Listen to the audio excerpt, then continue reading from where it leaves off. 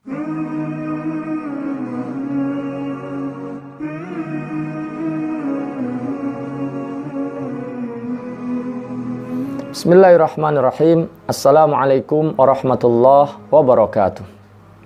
Alhamdulillahirabbil alamin. Wassalatu wassalamu ala asyrafil anbiya'i wal mursalin Muhammadin wa ala alihi wa sahbihi ajma'in. Subhanaka la ilma lana illa ma 'allamtana innaka antal alimul hakim. Allahumma inna nas'aluka ilman nafi'a wa rizqan thayyiba wa 'amalan mutaqabbala.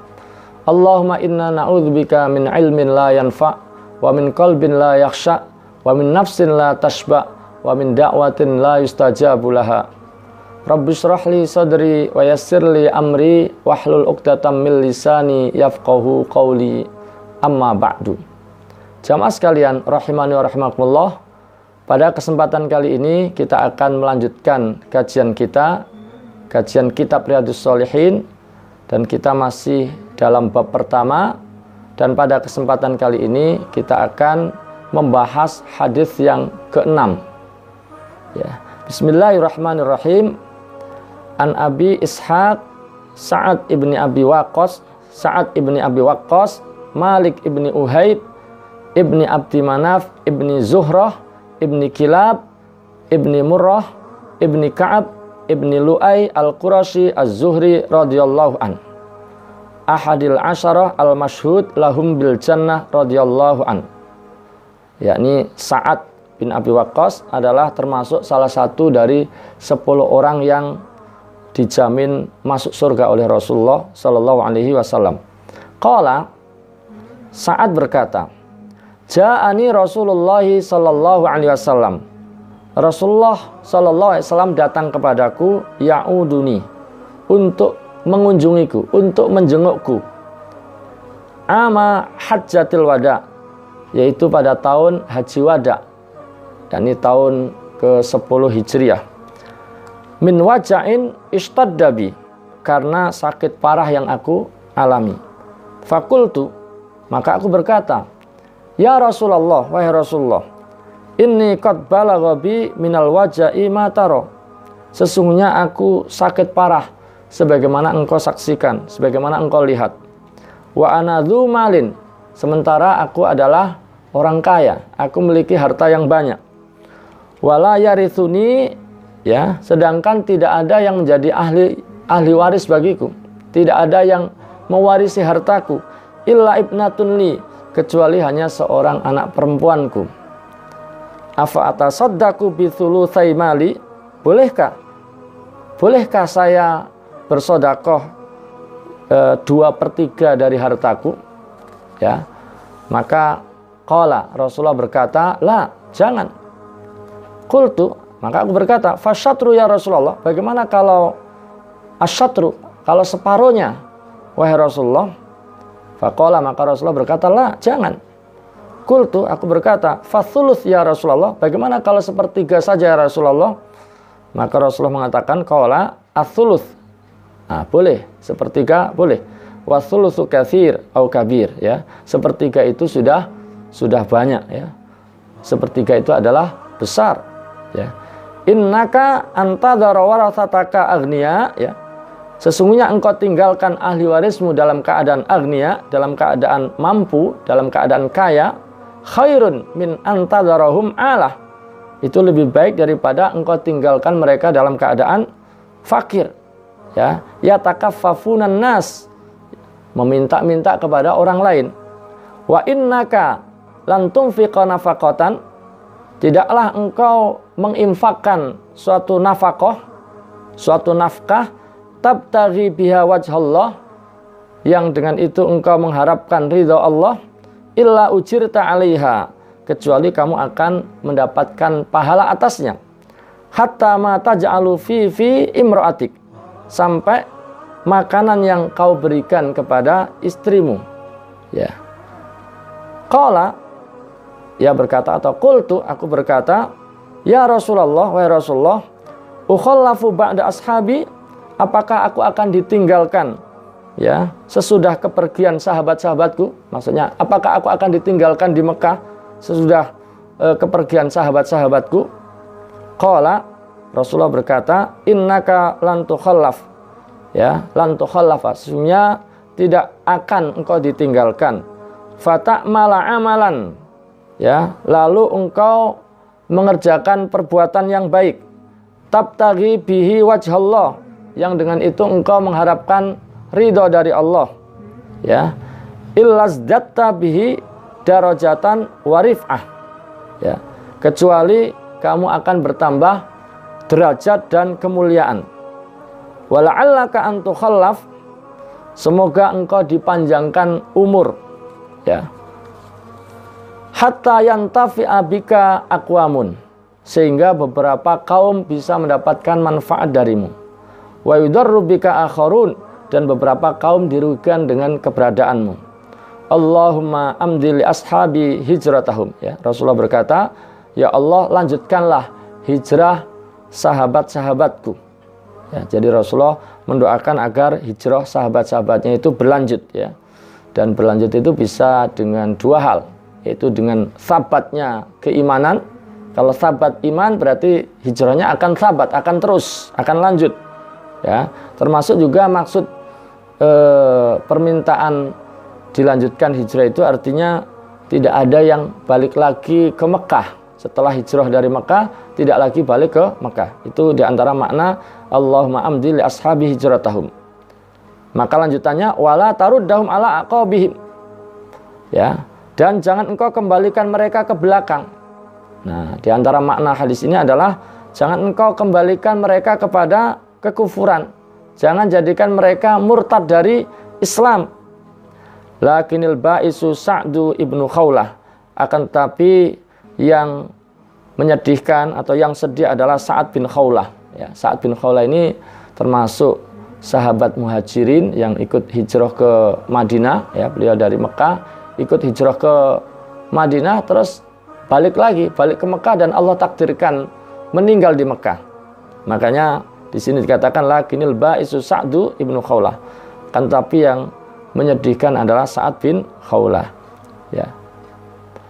Yarthilahu Rasulullah sallallahu alaihi wasallam an mata bi Makkah. Rasulullah sedih karena Sa'ad bin Khawlah meninggal di Mekah. Hadis ini diriwayatkan oleh Al-Imam Al-Bukhari wal Imam Muslim. Jamaah sekalian rahiman rahimakumullah. Jadi ini hadis diceritakan oleh Sa'ad bin Abi Waqqas, ya. Sa'ad bin Abi Waqqas ini adalah kita kenal sebagai sahabat yang mulia, ya, salah satu dari 6 orang yang ditunjuk oleh Umar untuk menggantikan beliau menjadi khalifah setelah Umar meninggal, ya. Jadi ada 6 orang yang ditunjuk, ya. Di samping Sa'ad ada Utsman, ada Ali, ada Zubair, ada Tolhah, ada Abdurrahman bin Auf, ya.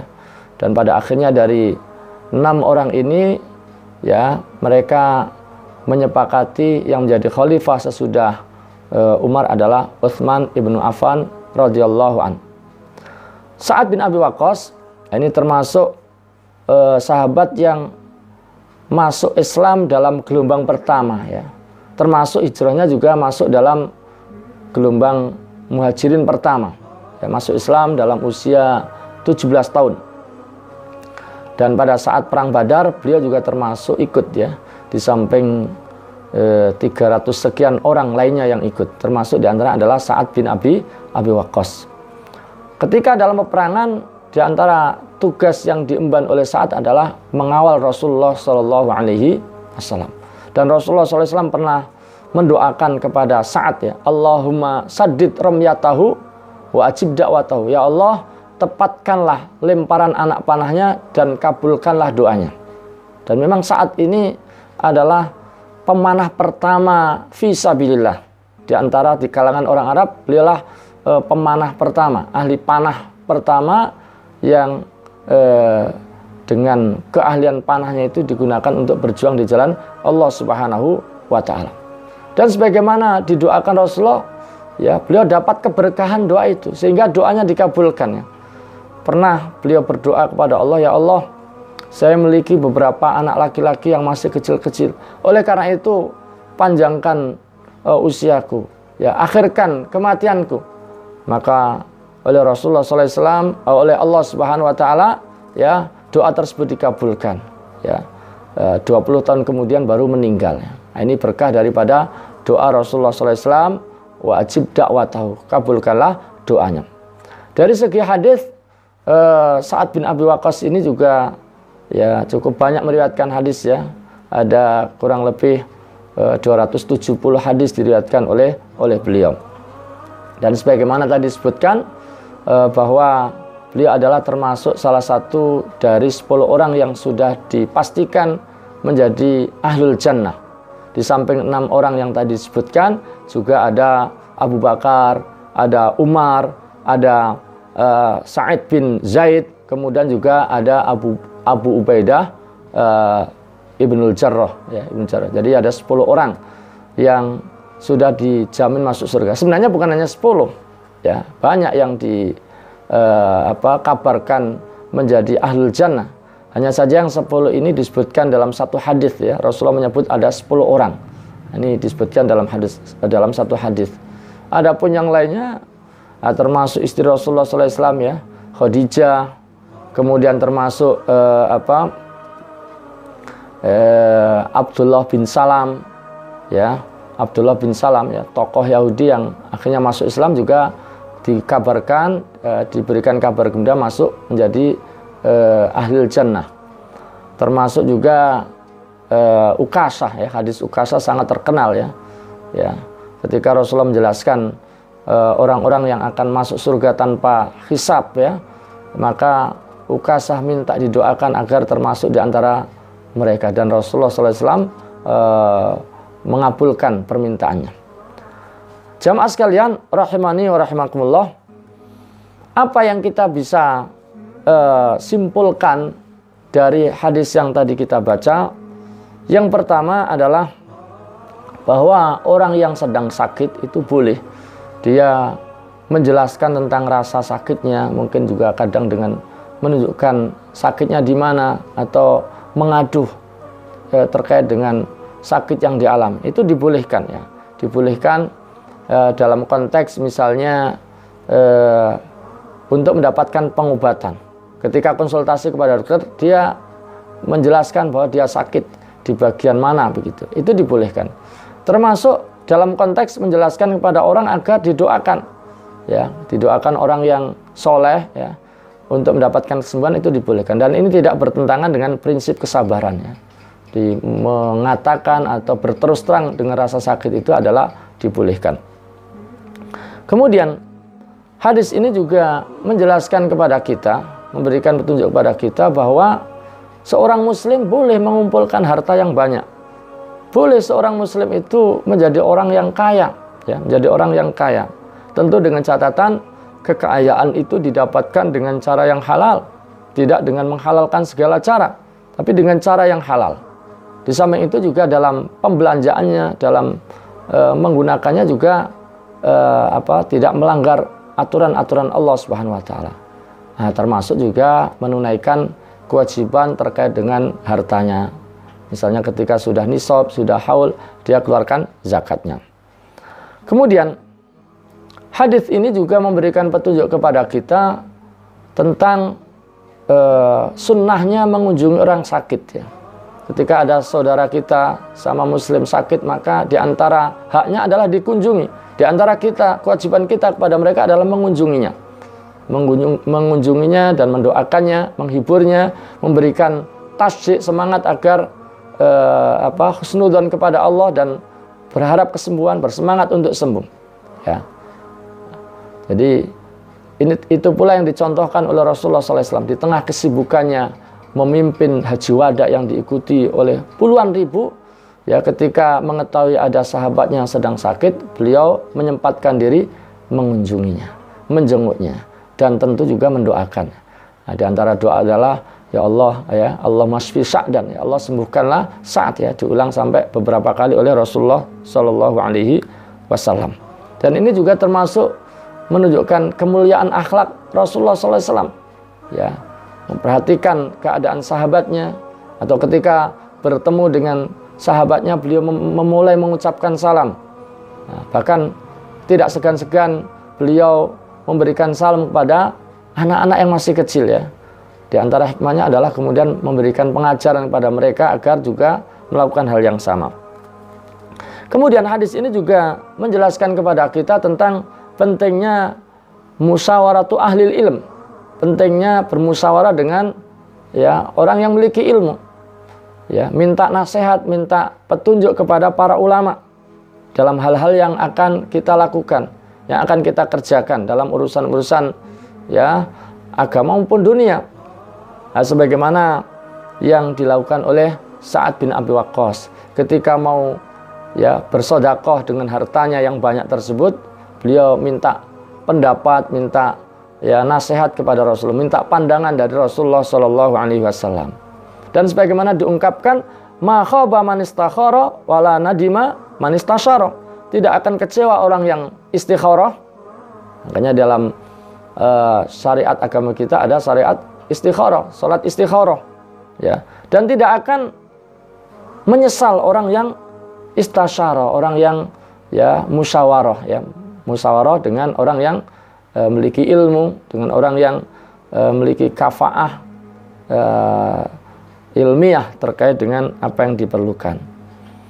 Kemudian hadis ini juga memberikan petunjuk kepada kita bahwa orang yang sakit berat ya, orang yang sakit yang diduga sakitnya itu akan berujung kepada kematian, maka orang yang seperti itu tidak boleh ya mensedekahkan hartanya lebih dari sepertiga, kecuali kalau mendapatkan izin dari ahli warisnya ya. Jadi tidak boleh mensedekahkan lebih dari sepertiga. Yang afdal adalah kurang dari sepertiga, sebagaimana dikatakan oleh Ibnu Abbas. Yang afdal berapa? Ya, misalnya 1/5 ya. 1/5 afdal. Sebagaimana dilakukan atau ini dalam rangka mengikuti atau menteladani apa yang dilakukan oleh Abu Bakar As-Siddiq radhiyallahu anhu. Bukan hanya sedekah saja yang dilarang bagi orang yang sudah berada di ujung kematiannya, bukan hanya sedekah yang dilarang ya, tapi juga termasuk memberikan hibah, termasuk mungkin dia punya keinginan untuk partisipasi dalam pembangunan masjid atau madrasah. Kalau orang yang sudah menjelang ajalnya itu tidak boleh ya lebih dari sepertiga dari hartanya ya. Ya, bahkan bukan hanya itu, termasuk juga dalam bab wasiat ya. Artinya pesan yang nanti pelaksanaannya itu setelah meninggalnya seorang, itulah yang disebut wasiat ya. Dan tentu wasiat yang dimaksud adalah wasiat kepada non ahli waris. Karena kalau ahli waris tidak perlu diwasiati, sudah ada bagian-bagiannya sesuai dengan apa yang dijelaskan oleh Allah dalam ayat-ayat warisan. Nah, ini khususnya kepada non ahli waris. Maka orang yang berwasiat hendaknya tidak berwasiat lebih dari sepertiga hartanya. Ya, misalnya untuk memberikan kepada anak angkatnya yang bukan ahli waris ya, atau untuk diinfakkan kepada masjid, kepada madrasah ya setelah meninggalnya, maka itu tidak boleh lebih dari sepertiga. Kemudian hadis ini juga memberikan penjelasan kepada kita bahwa memang sesuatu yang baik, sesuatu yang ya mulia, sesuatu yang khair ya, orang yang ya memiliki harta itu menyisakan hartanya untuk ahli warisnya, tidak menghabiskannya, tapi dia tinggalkan ahli warisnya ya harta untuk mereka gunakan setelah kematiannya ya. Karena bagaimanapun memberikan kepada kerabat dekat ya, termasuk tentu anaknya ya, memberikan kepada kerabat, sedekah kepada kerabat itu lebih baik daripada yang jauh, apalagi yang tidak ada hubungannya. Jadi meninggalkan harta warisan kepada ya ahli warisnya itu adalah khairun ya, adalah satu hal yang baik lahu baginya.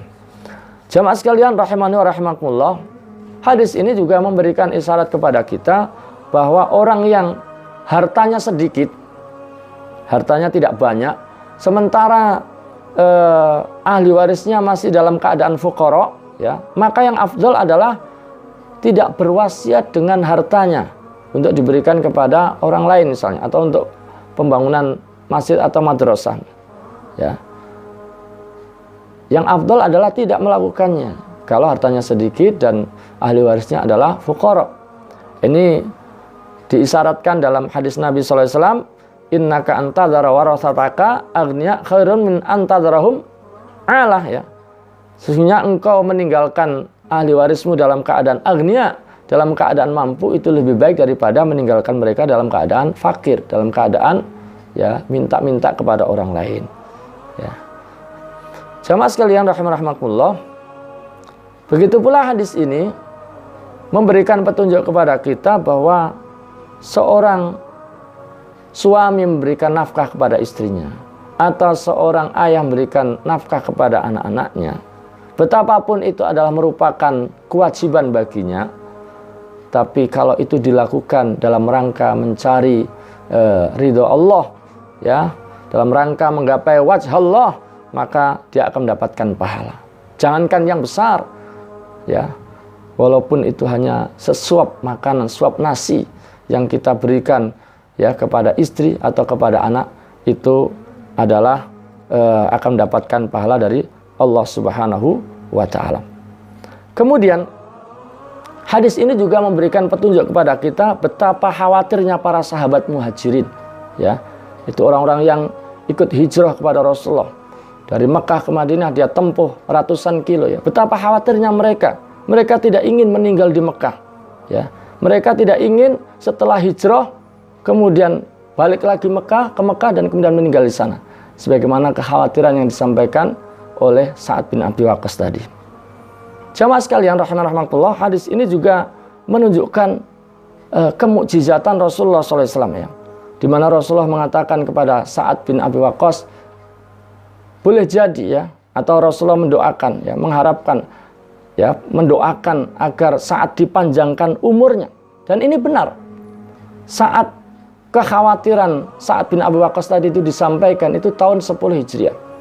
Beliau ternyata dipanjangkan umurnya oleh Allah Subhanahu wa ta'ala, dan bahkan meninggalnya itu adalah di masa kekhalifahan Muawiyah, ya.